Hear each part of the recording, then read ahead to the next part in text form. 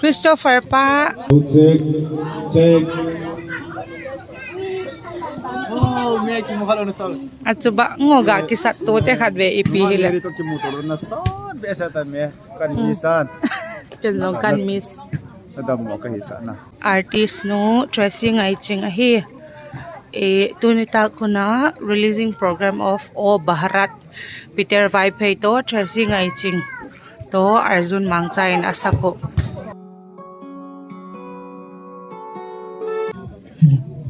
Sa pening tigulo no ilon phai mo sak tui big papatin chung ki pa thu ka kena chule ji album releasing program ahung te ho zo si lo bon ilal pa se sukrista min che bai kom he ke first session ale ko isi kun big tak main ki pa thu ka kena thili bol do zo si pathi na ki pat ai ti he bang chu bol ta lew he le si khai he dingon poi mo ka sai na le kadam na tila pathin lo pin din ho sang Miham kamagen so kwal hilong Happy na le lai gat na agim kapatya Tuang hina ay petu kalalpa Nang matsu kahat na le kadam na Tuang patyan lopi na le ku Katsan kwa lo Sông lấy vô ca bằng thai cây lên tan tóc ta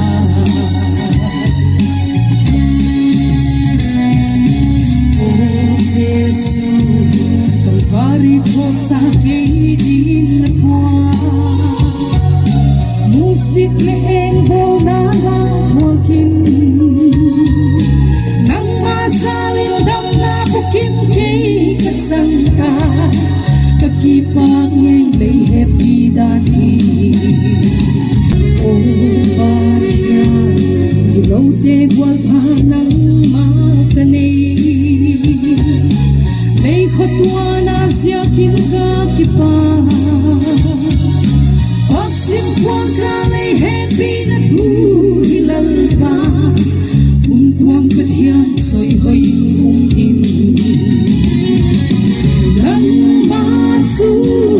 kahat na le kadam na kung tuwang patyan lopi na le tu katsan kwalo mansong na le buka mang thai kay le tan dokta nang matsu kahat na le kadam na kung tuwang patyan lopi na le tu Katsan kwalo mansong na le buka mang thai kay le tan dokta Katsan kwalo mansong na le buka mang thai kay le tan dokta First of all, we would like to highlight that we will be using multilingual Pao chom chom kit thoding a hi bang hile kemin lien boy son tak ka hi avale hong ki gen hella Kay Rebecca Haukip kimang sading hiwa amasa zo hi formal program hi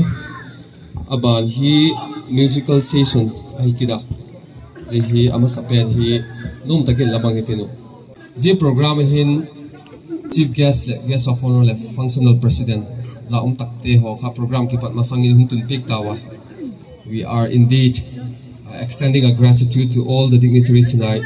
and we really wanted to welcome them warmly. First of all, I would like to request Sri Paulina Haukip to please stand once from his seat so that everybody can witness his presence.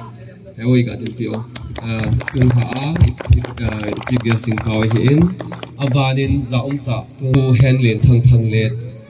Vaiphei People's Council General Headquarters President Amale Ahung Pega Amai Tunita Kunahin Amahi Functional President Ding Ahi Nung si taksani Bagin Pila Kipao Mina Kule Elabet Pigla Sun Kipao Mina Chun Zaum Mifel Kakmai Cindy Hutong Amahi Guest of Honor Ahi Amahi Chorchan Pu District Ading Ahi Long Tele Lawa Hiba Amahi Le Ilagun Pang The Kipao Takjana Hi program wa pitie dunga zong thanom ta in abula patop tan na pan violachin chi hi kanggen u divai ki pai nya. But that signifies, the song signifies and emphasize on the burden of our community and the problem, the conflict that we're facing, that we are undergoing, is all in that song. So when we discuss about inviting the chief guest, who will be the relevant person to be the chief guest, and he keeps talking about Sri Pauline Lalhokip because he is so much obsessed with Sri Pauline Lalhokip. Ajik so ma namle angai khokin kangai sang tobi ati toba ji ga chun loi hon le sharing ka te ka bangma ka nei ta powan ji ga chun chief guest pa achil the goal takin chief guest pa le ahung pi nge ya avela velin Peter le aloi te was all sisigin ke te ne le ki pak thu ka hong gen wa hi tu hin ji o bharat kiti hi release polling a kiti package kha oma ji package kha a honna tulai khan ribbon cutting ti deudan a hi hilale ji package hi Peter le aloi ten hung join tinu chief guest palung si takin aiding to pick hen la. We call upon our honorable chief guest to please step here in this not exactly a dais here, and he will do the ribbon cutting of the song. There's a pen drive inside, so our honorable chief guest will do the cutting, and we will all join with applauding by clapping our hands, and that will be followed by a dedication prayer. So that is the formal releasing of BHARAT. Okay. So we will call Reverend K. Zama Vaiphei. Lami Israelte Hovel Pum Pi Gropa Noimanga Good Layo Nigu Kido Layaling and Lapamak Takin 1967 in Lapan Pia. Tuchanin Israel Gamchu Glopahin among Naipu Keho Hile Lalpa Zeka Chen now Umang Boy Nalapuk Dungzuya Igamu Hilo Hem Ibul now Gamhi Atika Kachen now Gam Kagamu Kalu Nagam Yuhi Ekino Manga Ekilak Pig Good Layale.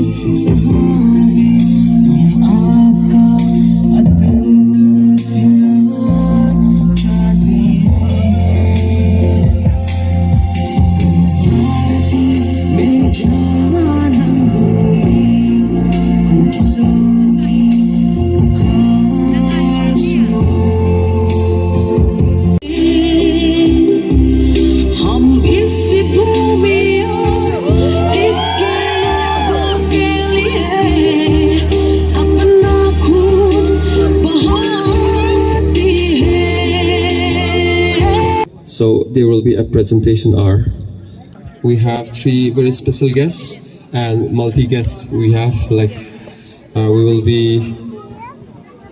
calling them one by one, but we will go first with our honorable chief guest, Sri Pauline Lalhokip,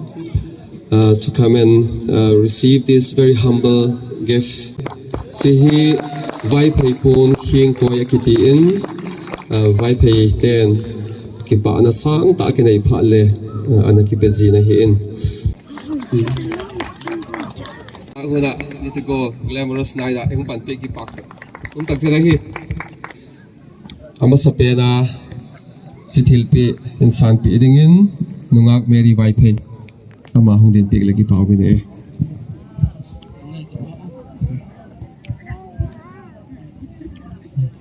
Merin sin sim ngai lo ati avak talo yati hi tu kha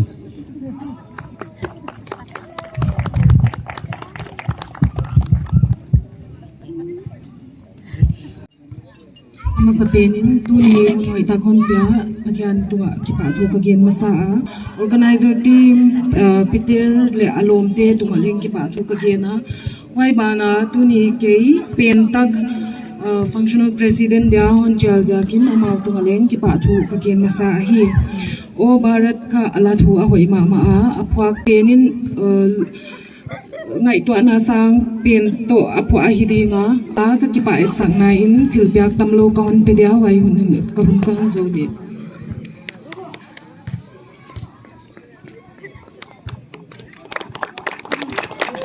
thiên thu te bằng lấy sen hi hùng mang ding hi a lâu pi na a hoi na dâu si dong hùng mang ding phan se ru san ho pi chu han sa te dia kisim a hi chu mon a leng sa te chu lung don lung kim na a he phat po ve ipa pathin king in kipa thu igena tuni hona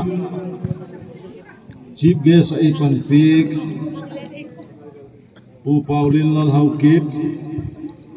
honorable MLA saikot Asia hin Cindy Uptong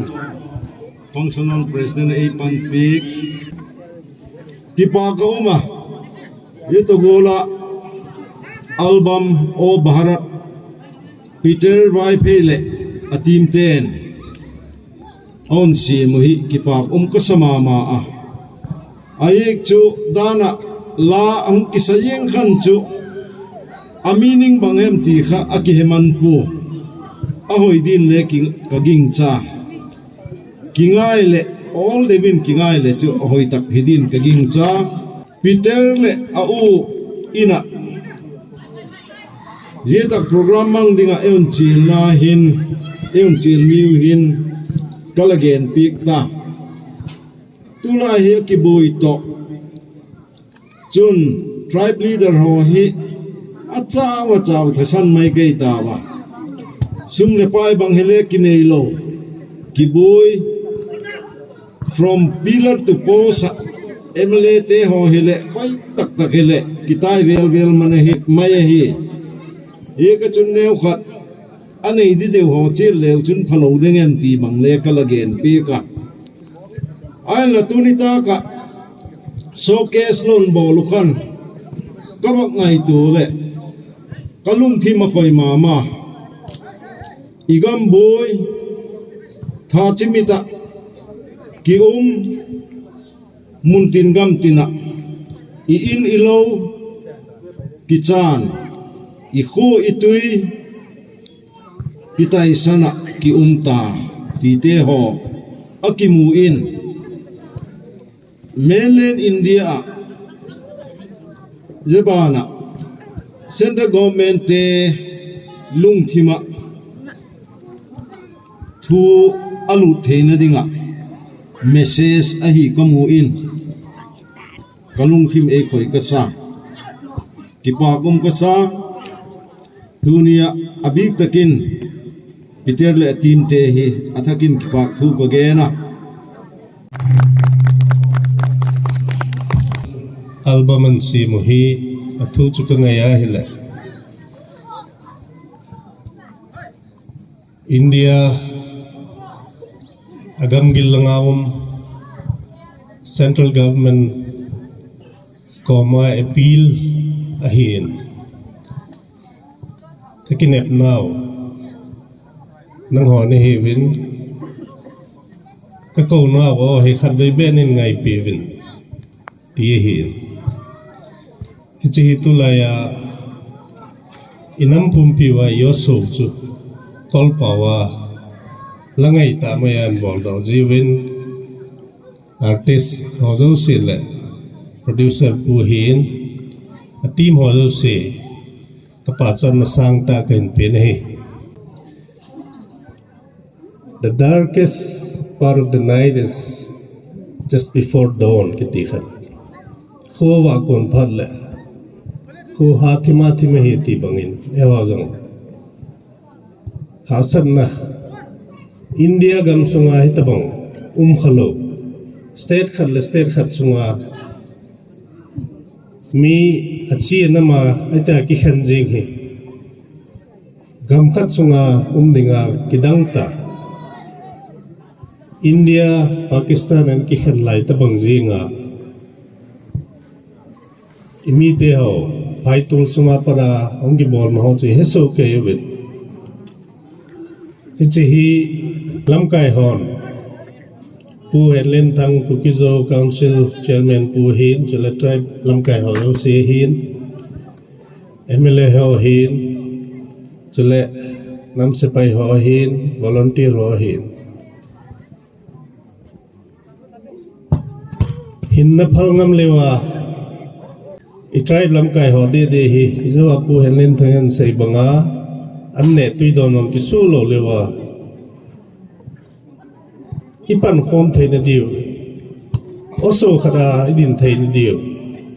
igamo hu tup na diu ni khat ni le mi ko ma thum hilawa igam sungwa I maho ki vai hom theina diu nasata pan la hi ven amo ho ai lawai le MLA ho ai lawai le nam se pai ho keu hello le volunteer ho keu nan se lawa tuni ha ta banga gift talent chom nei ho enjong tanga ita banga he lungil ta I pan khom mobile pathe ne ni pan khom naw he pathe boarding ke kinep na hin kinem lalpo hitin iha sat naw he wanoi na he hin thunei lam kai ho jong a hello ompon aki hello sa phavek puma hin idi chanpi ki hello sa diu ham kati no ma hikan chia chuon eng se di bol povin koi magam iga chu povin mi vet da povin mi ze nei vet da wa hin chia chu e vet da ho to chum cheng khom povin e achomin ki vai hom na nei petavin itiu hin ichi hi dan ta yong kito khan kho ta yong kito akito mo pim lo hin chi chun lungneu po vitin ya sat na hau hi ate ka pi dingin gen thei ta training in bola ipi discipline hi yong la nikhat ni le competition ham ai lawai le sports ati dinga football team ham ai lawai le athletics a ken the hin thua hum ki ha bol ho nikhat ni le lol hin na pa chan na achan ta banga ai ho jong tu lai gen the naw I thon ho we pathenin nikhat ni le igam sungwa lungmong ta patheni ho theina diu igam sungwa ho ki vai hom thein diwin pathei bo taw han ti chu itaw naw le I resolve hi jing ke dingin tun la hu khom ho lo se athain ka temin la big pi diu mo moi vai phaya dingin o bharat phok tu hi ama hi ki pa ko mi gan song hung ge hi ta in pi le tunila o BHARAT releasing program ma zaw guess wa pat hi in guess wa pat na atsai na chan ge alina pat anyau chan ge katina na bon sawin ni ha pha ka hin boli o ka ke pa le zingin ke hi director ka hi wangin film ho music video adang danga direction ka bola director ka hiwangin thu sei lampang hi theme ka hi lo zingin abul apat na le achaina hoilaya patna hoilaya chai diam ti long hi theme be se lo ka hi in ji sunama sapinin kaung holim na dinga vote of thanks kan sei na dinga hin ka sei khil hong kha azong le ne he theme wa ne ngai dam sa divin ka hin ka hong taw masa director ka pan kha hi ka gela hi le ka ki pa hi zi ho zo si za long tu ni program ho hi nom chu ma hi in ho chunga zong sang ten ki pa thu ka hin sein the purpose why we compose and why we create this music video is because of the Kukizo community or society, that we should know that we are the only community left more. Because official taka Kukizo ki mole, and then we have to unite. You know, we have a war going on, and then ni ihasukui mo enemy kinai so iha enemy na yuhi bang tugulan kibole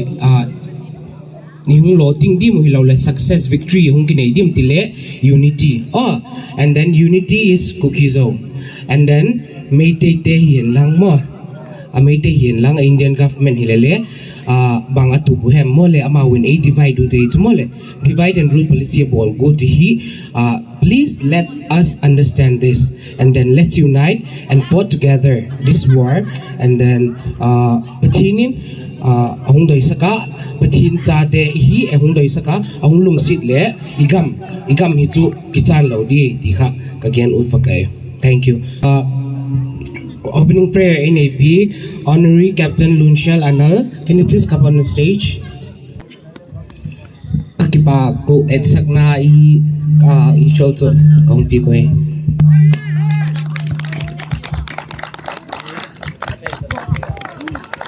With that, we come to the end of this program, the first session, the formal program. So we still have a closing prayer from Evangelist Neng Thien Lang. Ileng jikayun pathin zana na ding ito no pauchap na ne hitinu kung program na chaw hitiu kakipat naw le katok ni dingu sirawalal pa kanawun piterin ale aloiten program hun gongo hun pantun lamal somna to hunai patia itia hiwe ui ha second session pang lo dia pang pelo ile VIP ka memento sa bolta nalva program 2 kamang zau tawa first session second session hi zula sa khamatam sekto kati pang pe ngai sekta po tuhen kanao to inlam kakileta